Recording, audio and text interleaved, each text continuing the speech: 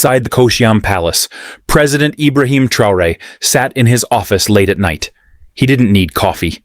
His eyes were wide open, his mind sharp like a blade. He could feel something was off.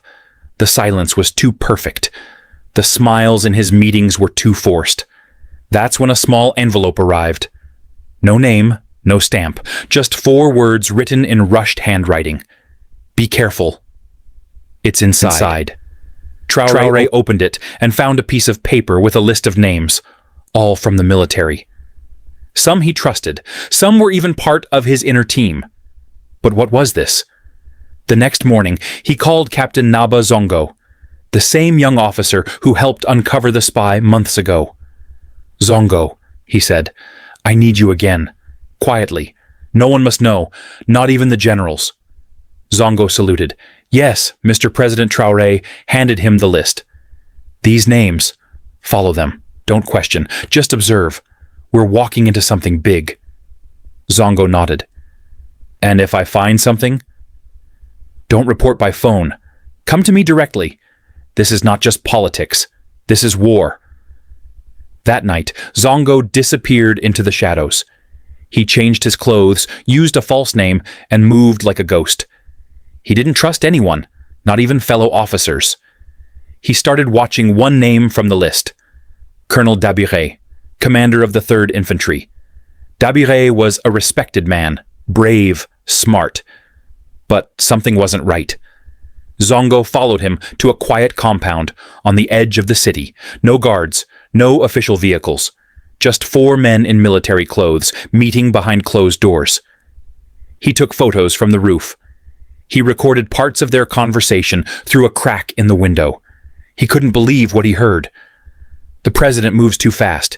He cut the foreign deals. Now the funding is low. If we don't act soon, we lose everything. Another voice replied, Then we move before the independence celebration. Strike once, no mistakes. We remove him. The country stabilizes. Foreign support comes back. Zongo's heart dropped. They were planning a coup. Captain Naba Zongo didn't waste a second.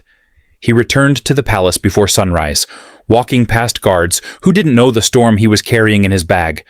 The photos, the recordings, and the names of men ready to bring down the country from the inside. President Ibrahim Traore was already awake, standing on the balcony, watching the dark sky turn gray. Zongo saluted, handed him the files, and said quietly, It's real, sir. They're planning to remove you before the independence celebration. They've already picked a replacement. Traore didn't flinch. He opened the file slowly, studied each face, and listened to the recorded voices like a hunter studying his prey. Then he said, We don't panic. We prepare. He called a secret meeting, not in the palace, but in an abandoned command post outside the city. Only 5 people were invited. No phones, no communication, not even his own guards knew where he was going. Inside that dusty old room, he laid out the evidence on a wooden table. These men are not just rebels, he said. They are trained officers. Some of them fought beside me, some I shared meals with. And now, they are planning to stab the country in the back. One general shook his head. We can arrest them now. No, Traore replied. If we move too early, we catch the foot soldiers. But the mind behind this? He will run. Zongo leaned forward. You think there's someone higher? I know there is, Traore said. Colonel Dabire is not smart enough to plan this alone. Someone else is pulling the strings. They all went quiet. Traore's eyes narrowed. We let them go ahead, just far enough. Then we strike. For the next 5 days, the president lived a double life. In public, he gave speeches, shook hands, and smiled for the cameras. But behind the scenes, he was moving his loyal forces, checking weapons and locking down key places, the airport, the national radio station, the barracks. Zongo infiltrated deeper. He followed the coup plotters as they met foreign-looking men late at night. He watched money being exchanged. Big amounts. He heard one of them say, Once the president is gone, France will return. Everything will go back to normal. Zongo almost burst in that night. but he remembered the president's order. Not yet. On the 6th day, Traore got the message he had been waiting for. The coup leaders planned to make their move on Sunday night, just before the flag-raising ceremony. They would strike during a fake training drill. One of the generals had already moved loyal troops to surround the palace. And the one behind it all? His name appeared in Zongo's final report. Someone no one expected. Someone right next to the president. The name in Zongo's final report hit like thunder. General Yakuba Sere, one of the most respected officers in the country. A man the public admired. A man who stood beside President Traore during speeches, military parades, and national events. Traore sat alone in his office, holding the file in both hands. His jaw was tight. His eyes didn't blink. Of all people, Sere? They had shared a tent in battle, eaten from the same pot in the bush, fought side by side during the uprising. When Traore rose to power, it was Sere who stood by him on the balcony, raising his fist to the crowd. Now he was the one trying to tear it all down. The betrayal burned deep. Captain Zongo stood silently nearby, waiting. He could see the weight in the president's eyes. But Traore didn't break. He didn't speak with emotion. He stood up and said, "Prepare for Operation Storm Night." That evening, inside the underground war room, the trusted team gathered. A full map of Ouagadougou was spread on the table. Lights marked key spots: the palace, military base, radio tower, airport, and the secret house where the coup leaders would meet. Traore looked at each face in the room. His voice was calm but sharp. "We let them believe they've already won. Tomorrow night, they will move, but we'll be waiting.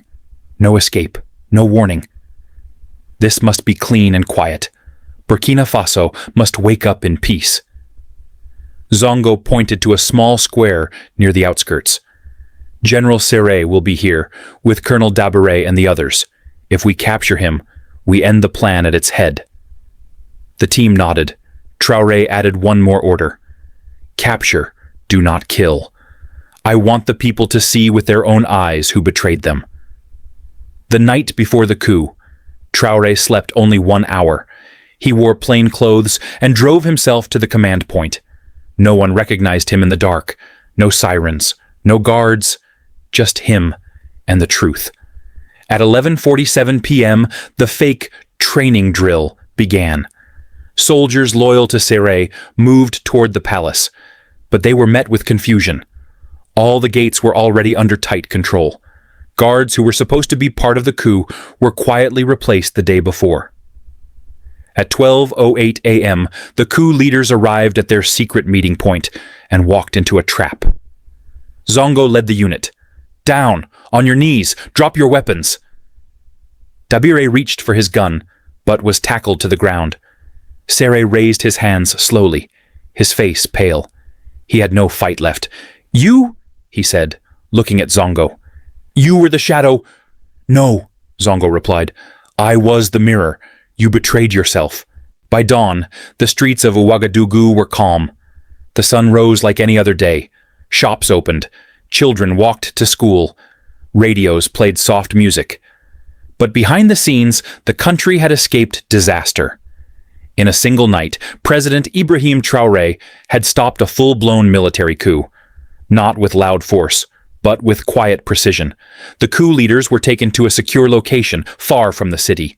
No public noise, no media alerts. The people didn't even know what had happened. Not yet, but Traore knew he couldn't keep it hidden for long. At 7:30 a.m., he walked into the press room at the Koshiam Palace, dressed in his army uniform. No suit, no ceremony. His face was calm, but serious. Cameras flashed. Journalists sat up straighter. He spoke slowly. "Last night, your country was almost taken from you," he began. "A small group of men, trained, armed, and dressed like patriots, tried to undo everything we've built." The room went silent. "They didn't come from outside," he said. "They came from within, from our own ranks, from people who smiled at us during the day, but plotted our downfall at night." He paused. But they forgot one thing. Burkina Faso is not for sale, not to old powers, not to money, not to fear. A few reporters had tears in their eyes. Some were frozen in shock. Those behind this plot have been arrested. They will face justice, not because we seek revenge, but because we must protect truth. We must protect the people. Outside, the crowd was growing. People had begun to hear. Whispers turned into questions. Questions turned into anger. Then came cheers. Traore ended his speech with one powerful line. "You cannot kill a tree that has roots in the people. I serve the people. I stand with the people. And I will fall with the people. But I will never fall for the enemy." That day, across social media, images of the president standing firm went viral. No one expected such calm leadership. No one expected the president to be 10 steps ahead. In the afternoon, he visited the army headquarters and spoke to the loyal soldiers. "You held the line," he told them. "You didn't join the darkness. And because of that, the light still shines." He gave each of them a small pin, the symbol of the revolution, a black star on red. "These men tried to use your uniforms to betray your country, but today your uniform stands for courage." Meanwhile, the people had just one question on their lips. How did he know? The answer was even more shocking. While the country celebrated and foreign news began to report what had happened in Ouagadougou, only a few people knew the full truth behind how the plot was stopped in time. It wasn't just the list in the envelope. It wasn't just Captain Zongo's brilliant fieldwork. There was someone else, someone deep inside the shadows, a man no one had seen, a man even the coup plotters trusted. He was the final piece of the puzzle. President Traore sat in a private room with Zongo, going over the files one last time. There was one name Zongo had left out of the reports, one name he gave directly to the president in a sealed file. "He was one of them," Zongo said. "But he came to me." Traore raised an eyebrow. "You mean he switched sides?" Zongo nodded. "He was promised a new life in Europe. They said they would give him a house, a salary, everything, if the coup worked. But he couldn't do it. He said, 'I believe in Traore more than I believe in Paris.'" Traore didn't smile. He just leaned forward and opened the file. Sergeant Karim Sawadogo, an ordinary soldier in the 3rd Infantry. No rank, no medals, but he had been in every meeting, heard every plan. He kept notes, recorded voices, and passed them on secretly to Zongo while risking his own life. "He could have escaped," Zongo said. "He could have let it happen. But he chose to serve the truth." Traore nodded slowly. "Bring him to me." That evening, the young sergeant entered the president's office nervously. He was sweating, his hands stiff by his sides. Traore walked over and placed a hand on his shoulder. "You didn't have to do what you did," he said quietly. "You had every reason to stay silent. But you stood up for your country." Karim's voice was soft. "You once said in a speech, 'The fight for Africa is not for the loud ones. It's for the loyal ones.' That stayed in my heart." Traore looked him in the eye. "You've done more for this country in silence than others have done with loud speeches." He handed him a new rank badge. "From today, you're no longer a hidden soldier. You are a protector of the people." Karim saluted with tears in his eyes, but not everyone was crying for joy. The foreign powers who backed the coup were embarrassed. They denied everything. They said, "Burkina Faso is imagining things." But they knew their plan had failed. And the man who ruined their plan? A young soldier, a quiet officer, and a president who refused to bow. But the fight was not over. The people of Burkina Faso had been saved this time. But how many other plans were hiding in the dark? President Traore made a decision that night. No more surprises. No more shadows. He would clean the system from top to bottom. And he would start with the ones wearing uniforms, and hiding knives behind their backs. The days that followed were not quiet. The failed coup had left a crack in the system, and President Ibrahim Traore was not going to let that crack grow into a wound. He didn't wait for the dust to settle. One by one, he summoned every senior officer, every regional commander, every high-ranking bureaucrat in the security system. No more hiding, no more pretending. Each one was asked a simple question. Where were you the night the country almost died? Some answered with pride, some with shame. A few stayed silent. But Ibrahim was not hunting for revenge. He was hunting for truth. He formed a new committee, led by Captain Zongo and a team of trusted civilians. Teachers, lawyers, retired officers, even market leaders, people with no loyalty to titles, only to justice. They were given full power to investigate corruption and loyalty in every department of the armed forces. The streets of Ouagadougou watched in amazement. Officers who once walked with pride were seen being questioned, their assets frozen, their homes searched. New officers, younger and loyal to the people, were promoted. For once, merit replaced favor. But the boldest move came 10 days later. Traore walked into the National Defense Council, a room filled with powerful men who had ruled from behind desks for years. Some looked nervous, some looked angry. He stood at the center, his voice strong. I was almost killed because some of you value power more than the people. That ends today. He pulled a document from his coat and placed it on the table. This is a full reformation plan. Military salaries will be public.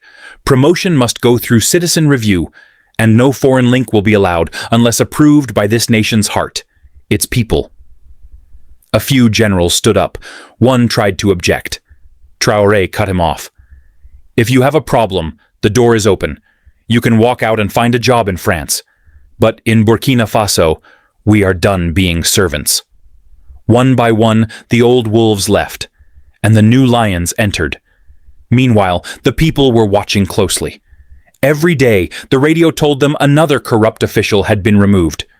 Every week, they saw new young leaders from their own villages taking positions of power. For once, they saw a government that didn't just speak of justice, it acted on it. But Traore was still not finished. In a surprise visit, he went to a military training camp and gathered young cadets. No media, no cameras, just him and the next generation. He told them, "Your weapon is not your gun, it's your loyalty. The future of Africa depends on men and women who do not bend when offered money. Stay poor with honor, and you will die rich in respect." The cadets rose and shouted in unison, "For the people, for Burkina Faso."